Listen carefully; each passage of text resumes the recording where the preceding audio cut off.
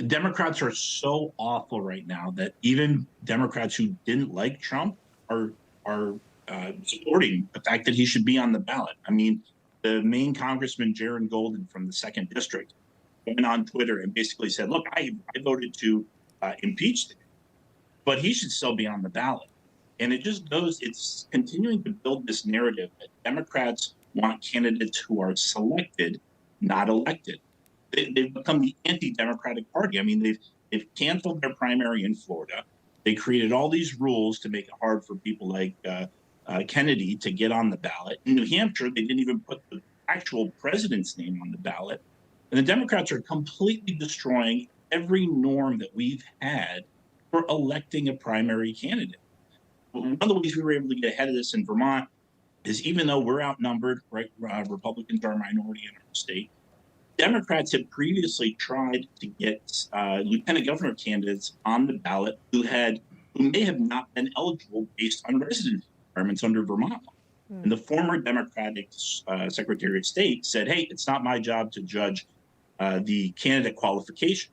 So when this started happening, I got out in front of it with the new Secretary of State back in October. And I said, "Look, you've got to apply the same rule you had for your Democratic statewide candidates that you're going to have for the presidential candidates." Yeah. That's why we basically squashed it here. Sure. We're just going to get to the statement, just so everyone's kind of caught up. This is, again, Sarah Copeland Hansis, the Democratic Secretary of State in your state, sir, of Vermont, saying in part, "As the various legal proceedings unfold, it is important to make clear that the Vermont Secretary of State has no role in making a legal determination about Donald Trump's eligibility to appear on the primary ballot or to hold the office of the president until a court with appropriate jurisdiction orders this office to remove a candidate from the primary ballot. My team will continue to prepare the March presidential primary ballots with all candidates who meet the administrative requirements mentioned above."